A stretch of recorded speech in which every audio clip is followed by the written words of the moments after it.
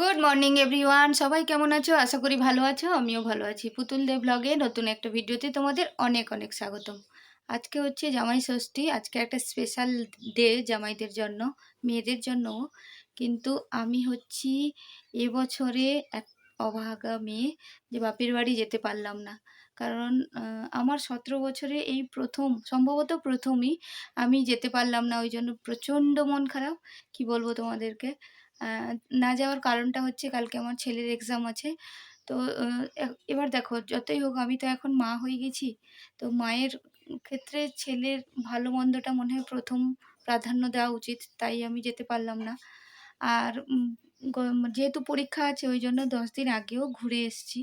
ওইজন্য এবছর যাওয়া হলো না। তবে সত্যি কথা বলবো, ভীষণ, ভীষণ মন খারাপ করছে। যে সবাই আর আমাদের ওইদিকে মানে মেদিনীপুরের দিকে জামাই ষষ্ঠী মানে একটা বিশাল ধুমধাম, বিশাল মেয়েদের একটা মানে জামাই আর মেয়েদের একটা কি বলে ওই প্রোগ্রাম, বিশাল একটা ও কি ওটা কি মানে যেমন দুর্গাপুজো, লক্ষ্মী পুজো, কালী পুজো আর জামাই ষষ্ঠীটাও মেয়েদের একটা বিশাল দিন। সেই দিনে মেয়ে জামাই দুজনেই মিলে শ্বশুরবাড়ি বাপের বাড়ি যায়। তো আমার ক্ষেত্রে এই বছর হলো না। সত্যি কিচ্ছু করার নেই। সঙ্গে থাক। আজকের দিনে কোথায় কি খাওয়ার কথা, আর আমি জলখাবারে কি খাচ্ছি, মুড়ি, চানাচুর আর বাদাম। তো আজকে মানে পারলে আমি অনেক কিছুই করতে পারতাম, কিন্তু বললাম না, একদম ভাল লাগছে না মনটা যে কিছু করি। তো যাই হোক, যেহেতু ব্লগ যাবো ওই জন্য হালকা কিছু খেয়ে নিতে হবে।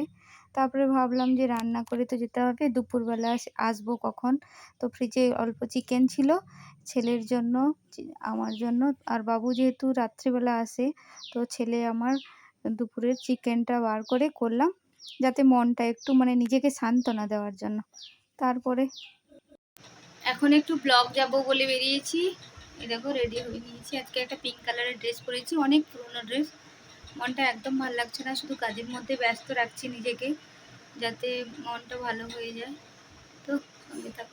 তারপরে ব্লগ থেকে আসার সময় দেখো, আমি না এই ঠাকুর, কৃষ্ণ ঠাকুর আর একটা গণেশের ওই যে মাটির কি বলে ওগুলো, মাটির তৈরি, ওগুলো বিক্রি করছিল, ওগুলো কিনে নিয়ে এসেছি। তাও একটু মনটা ভালো লাগলো যে আজকের দিনে একটা ভালো জিনিস কিনলাম। এই যে এই গণেশটা আমার কাছে, ওই পাশে চীনামাটির একটা গণেশ আছে যেটা গাছ লাগানোর জন্য, আর এটা কিন্তু মাটির। তো আমার না খুব ভালো লাগলো, তাও একটু মনকে সান্ত্বনা দেওয়া হলো, আজকের দিনে এটা কিনেছি। চলো টাটা।